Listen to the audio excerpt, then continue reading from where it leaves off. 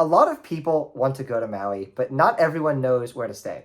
Today we're going to talk about a hotel guide to Maui and give you all the best tips and tricks. My name is Sean of the Credit Card BS podcast. I'm here today not with my co-host, but with a very special guest, Daniel Tischler. Hi everybody, I'm Daniel, one of Sean's closest friends, and I'm also a classmate of Sean's co-host, Sherwin, who's not here today, unfortunately. So Daniel also goes to Stanford, so he is feeling the S part of the namesake BS podcast. And so we're going to talk about Maui hotels. We're actually in Maui filming this at the Waldorf Astoria Grand Wailea. And so as someone now, I've been to Maui twice. I've checked out a decent amount of hotels in Maui. I think I'm pretty situated to talk about this a little bit, at least on the luxury segment. Daniel, is this your first time in Maui? I think I was here with my family when I was like 10 years old, but it's my first time in a while. Is it your first time doing like the kind of upper end of Maui? Do you remember what hotel you stayed at last time? It might be my first time doing what you'd call the upper end of Maui, but I think we probably stayed at like Hilton, Waikiki, the one with what's the village called? Oh, the Hilton Hawaiian Village. Yeah. I don't remember where we would have stayed at Maui, but probably some Westin or something like that. Oh yeah. So now that you've been here for a few nights at the Grand Wailea, I know you have some opinionated takes on it. So what is your initial impressions of this hotel? I think we've been talking about this a lot, but something I didn't realize about Hawaii is that none of the hotels or buildings here seem like they've been touched in a really long time. Yeah. And so the facilities end up looking a little bit less exciting, less fresh, less new than what you'd pull up to in the Caribbean or Mexico on average. And I think like this hotel, despite it being a Waldorf property, is no exception to that, unfortunately. Yeah, it's very interesting as well because this property actually like just went renovations. Like we're in a renovated room and the room is, fine, right? Yeah. Like I wouldn't say it's amazing, but I also wouldn't say it's like problematic. But the rest of the hotel, you're right, is like for sure showing its age. Especially like in the hallways and the corridors, it does not feel like a modern luxury hotel, so to speak. It feels much more like, a big box resort. Like we've been saying, like, this is a really nice hotel. I mean, in some sense, but it also does not deserve to be a Waldorf Astoria. I mean, do you agree with that? I would agree with that. And I mean, we were talking about this also, like even within the Waldorf brand, there's a lot of, there's levels to it. Like you really can't compare like the Waldorf Cancun to Waldorf Panama or any of the city hotels. And I mean, this one, they call it a resort property. So we kind of expected something on par with some of the Waldorfs in Mexico. And, Sean was telling us about the Maldives one. That's a whole other ballgame, it seems. But, I mean, like one example would be like, and I guess like this is also related to like, they don't want to reconstruct the hotels, but also the labor costs are high. So like, there's no churn down service in the hotel. I was surprised by that. Like the fact that I don't like a Waldorf Astoria branded hotel.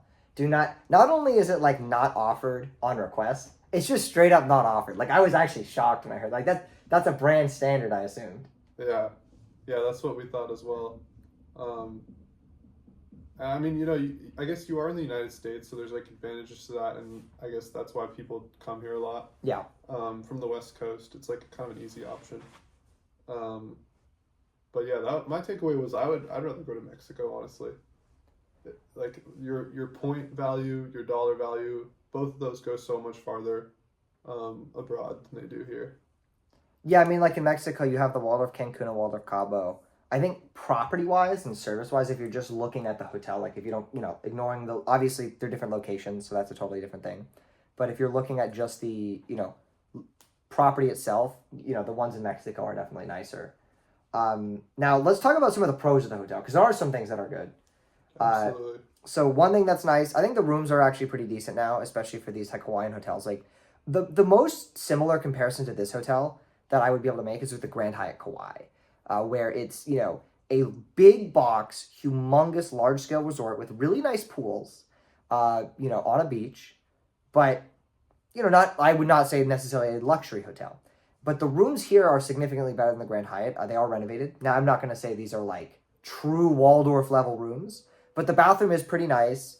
The room feels fresh enough. Like I wouldn't, it definitely feels a lot better than most of the, kind of big box resort rooms in Hawaii. I think the other big pro, and I think you'd agree, is the pools here.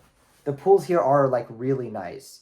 The fact that they have a Tarzan swing, two legitimate water slides, a lazy river, a swim up bar, a hot tub in a cave that's like with a waterfall over it, two more hot tubs in the adult pool, and also the adult pool, and then like a lot of mini water slides. Right, there's a lot to do pool wise here. Yeah, I mean, I could see this being a great spot. Like, you get one room, two queen beds, and you have a family here. And I think, especially if the kids are little or whatever, they'd have a great time. Like, it was Sean, the host here, and our other friend Satvik, and then all the other 10-year-olds on the property who were enjoying the Tarzan swing yesterday. So, it's great if you're on the younger side. Like, yeah, the pool. There's a lot of pools. Period. Yeah. And there's an adult pool as well, to be fair, and like two hot tubs in the adult area. So I mean, there's something for everyone, I think, and I think the beach is very nice. The beach is good. And it's right in front of the hotel. There's like not like a long trail. Like I think in the Big Island, a lot of the hotels they don't have great beach access. Yeah, most of them don't. They're like lava rock beaches. Yeah. Even in Kauai, like the Grand Hyatt, which the most similar hotel to this, the beach is not very good in front of the Grand Hyatt because it's not really swimmable. Like there's waves if you're like an experienced swimmer and experienced like boogie boarder, you could catch waves in front of the Grand Hyatt. You can't here. But the pro of this place is the beach is totally swimmable, totally gentle. And it's so that's like a very nice pro compared to something like the Grand Hyatt. And so there is a lot to do here. Like as much like I mean there's a lot of pools. There's a lot of activities in this hotel. Now, the pros you're getting with the Grand Wailea is the pools and the activities and all that. Now, we've talked about the cons, so let's talk about some alternative options for Maui, right? So let's first start with probably like what most people are going to be interested in is the Wailea area. Wailea is kind of the high-end luxury resort area of Maui. The notable hotels here are the Andaz Maui, the Grand Wailea, of course, the Four Seasons Maui, and then also maybe the Fairmont. We can't speak too much on the Fairmont, but we can speak a bit to the other three. So, Daniel, you checked out the Four Seasons yesterday. You saw it. What did you think of it? Yeah, I think the Four Seasons was kind of what you'd expect like a Waldorf Astoria property to be. Yeah. And by that I mean it's a lot more updated feeling. The finishes are nicer. There's a lot more. It feels like the amenities are more accessible. Yeah. It doesn't have that like child focus. So like maybe if you have young kids or whatever and they want to be on the Tarzan swing, they want to be on the water park, then not as great of an option. But like for most of your listeners, I think the Four Seasons would be a more enjoyable experience. It's just a more beautiful property. No, I would agree. The Four Seasons definitely is like more put together. You can see like the quality of like the pool chairs even was higher, right? Like the pool chairs at the Grand Wailea are like unpadded, right? There's no like padding. Even at the Four Seasons, they have some padding. Now, of course, the big con with that though is there's no way to stay at the Four Seasons without paying a lot of money. Yeah. And so this place is very accessible in comparison. So like this is definitely the most accessible of the points hotels of the top tier, I would say, points hotels in Maui, given that the availability isn't too hard to get with the Hilton certs and the Hilton points availability. Hilton certs aren't too difficult to acquire. You can buy Hilton points pretty consistently. So like that is the one thing that is really nice here is like, you can stay here half the price. Even if you are like paying cash as in like buying the points and staying, you can stay here for less than half the price net cash. So that is like one nice thing. And then also there's the Andaz, of course. The Andaz, I would say, of those hotels, personally might actually be my favorite. And the reason I might actually give the vote of mine to the Andaz over the Four Seasons is that the Andaz is a smaller property than either hotel. And so with that, you're getting this less big box feel. Not to say that it doesn't get crowded or anything like that. There definitely can be more crowded times and some difficulty getting a pool chair. But it is a smaller, hotel. It's very modern feeling. I just had breakfast there this morning. Great breakfast, especially if you have like guest of honor or globalist status, and that's included. Really nice breakfast. And the pools are also really nice. They have like 5 layered pools. And so it's nothing like this where, this is like a water park. I think you've said before, right? It's like, this feels like you're, in an actual kind of like de facto water park. Whereas I don't think any of the other hotels, like the Four Seasons of the Andaz, don't have that feeling, right? Yeah. I haven't been to the Andaz, so I can't speak to that. But the Four Seasons, not at all. It's like nice, but it's just not a like a water park. Yeah. Yeah. What I'm curious, what would be like the points person's way to get to the Andaz?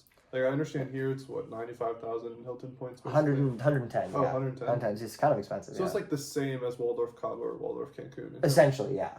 Even Cancun might be less actually. Cancun, I think, is 95,000. Yeah. So Cancun's less. Cabo is 10,000 a night more. But you're tomato, you're in the same range here. Yeah. What would be the way to do it for Andaz? So Andaz, yeah, is with Hyatt points. Now the con is there are two cons. Points pricing wise, this is actually a more competitive deal because Andaz is like 40K standard rate, 45K peak, 35K off peak. You're really looking at peak most of the time, the way they price it. And 45K Hyatt points, I would say, is worth more than 110,000 Hilton for sure, in my opinion at least. Hyatt points are also more difficult, arguably more difficult to acquire because you can't buy them as competitive of a rate necessarily. Whereas Hilton, you can buy a lot of them at a pretty good rate at half a cent each. But obviously, to earn the points at scale, if you're not actually paying for them directly, then yeah, Hyatt points are way easier to earn. So you take Trace points, transfer to Hyatt, use a service like maxmypoint.com, find the availability, and then just use points for a standard room. It's pretty difficult to book though. I won't lie. Like there's times if you search far out, if you have alert set, you can definitely get it. But I would say this property is a bit easier to get the availability for. Just also in the fact that this is a way bigger hotel, right? So there's gonna be more standard rooms. Yeah, I think realistically, like, let's say if you're like a big Hilton loyalist and you want to go to Maui, then like yeah, this is like an obvious easy choice. Yeah. But like in general, if you're just sort of planning a vacation, and like I understand there might be airfare differences and whatnot, but I would pick the Mexico Waldorfs every time over this property. And then I guess like the Andaz, I feel like the Andaz and the Four Seasons are a little more similar to that. But like unless you're looking for a very family friendly stay and you want to use the water park amenities, etc., then yeah, this would be the place. But otherwise, I'd go to those other ones. I agree. Yeah, if you're coming here for like a romantic getaway or something, like if you're bringing like a significant other here, I think like in your points person, the Andaz would be a better pick. Again, not to say that this isn't a good hotel. Like I've enjoyed myself significantly here. I've had a great time at the pools. It's just that it feels like a family resort, right? So it's just really you have to know what you're getting into. And just briefly before we wrap up, let's talk a little bit about just like other areas of Maui necessarily, just a little bit because we've talked about Wailea. That's one of the main touristy areas. Daniel, have you been to like any other areas of Maui? Not that I remember. Okay, so I'll just quickly talk about it. So you have also like the Kaanapali area. There's the Ritz-Carlton up there in like the north area of Maui. I don't know much about it, but I would assume it's something similar to this. Maybe a little higher end, maybe a little less of a family style resort. Because I knew coming in here that the pool features are very nice here. Pretty substantial. And then also on the east of Maui, you have Hana, the Hana Resort. There's only one resort in Hana. If you do the road to Hana, it's the Hyatt Hotel. It's an Unbound collection. It's a Category 7 Hyatt. Not too difficult to get availability there. It's a pretty rustic hotel, though. They haven't really done any remodeling any time recently, just given the fact that it's so difficult to get to that they don't really want to, it's kind of difficult to remodel the hotel. I've stayed there a night before. I enjoyed it a lot. I think it's a really good hotel to do like 1 or 2 nights at the end of the road to Hana. That way you don't have to drive back the same day, which is kind of exhausting. And so I think I really enjoyed it there. But I think a good Maui itinerary, to be honest, would be something like, you come to Wailea, you do maybe a couple nights at a Wailea hotel, then you go to do the road to Hana, stay like 1 to 2 nights at the Hana resort, and then maybe you come back to Wailea or a different area of Maui for several other nights. I think that's what I did my first time coming to Maui. I enjoyed myself a lot. Now that I wouldn't say that's the most adventurous itinerary, but it was, I feel like I had a good mix of lounging at the resort and then also doing the road to Hana, because that's at least like a 2 full day excursion, even if you just spend 1 night at the hotel. And so, yeah, I think that's pretty much my itinerary advice for Maui. Daniel, do you have any other tips, tricks, advice for this hotel or anything else in Maui? We did a weekend trip out to Maui, and I think it's not a horrible weekend destination. It's a little far. Yeah. So I mean, Sophic, extended weekend. Yeah, our other friend Sophic and I, we've been doing a lot of the weekend trips, and this is not an optimal spot for that at all. And so, like for example, we're here 3 nights. Yeah. We decided to skip the road down. We basically just said, okay, we're just going to enjoy the resort. Yeah. For this time frame. But I think for most of your listeners, it would be more interesting to do what you suggested. I think the road of Tahana would be a great thing. Yeah, Um, I think like a week here would be probably a better itinerary, or at least like 5, 6 nights. Because yeah, like 3 nights, like I'm having a great time here. It's just that it does feel like it's not more enough to rush. explore. Yeah, you don't have time to explore. Like it's enough time. I feel like we've been able to enjoy the resort, but I don't feel like we've had time to go explore anything. I agree. Yeah. Yeah. Um, yeah, I One think. other thing would be maybe the food options. Yeah, Most of the food options in Wailea are like the hotel restaurants. There is like a few malls that are kind of close by, yeah, but just because I guess the restaurants know that they're the only options for all these high-end resorts, it ends up being similar in price to like what you pay at a hotel restaurant. Now yeah, the food quality is really good. We've had yeah. some pretty great meals here, um, but it is pricey, and I guess Hawaii in general is pricey. But yeah, that's one thing to be aware of. So there's kind of a decision to make whether or not you want to get a car. And if you end up doing the road to Hana and all the exploring, then you'll have a car You have to anyway. get a car, yeah, and that adds a lot too, because the valet. Like if you're not staying at the Andaz, with guest of honor, because if you're doing that, you have free parking. But if you're staying here, it's like 60 a day for the valet, right? That was like a reason we decided not to rent a car, because it's like, wait a second, like our Ubers for the day, even if we just Ubered everywhere, it's probably not going to end up being $60. So that ended up, yeah, it's an expensive cost to rent a car if Yeah, you're with when you factor in the valet and all that. yeah, I think the food, like, yeah, I agree with you. It's expensive. Like, there's been some decent meals, like, but like the first night we ate at the Italian restaurant here, All Vine, it was decent. It was good, but like my pasta was 38 goddamn dollars. So I wouldn't say it was worth it in any regard.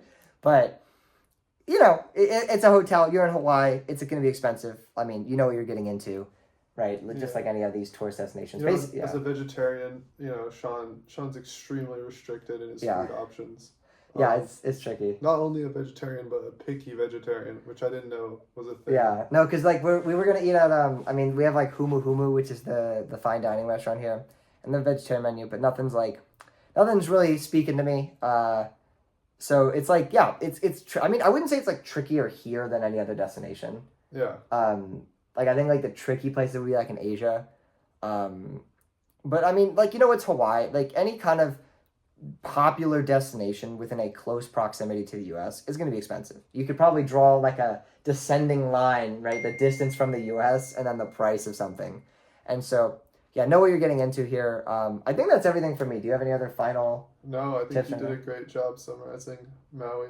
Awesome. So, yeah, thank you so much for watching.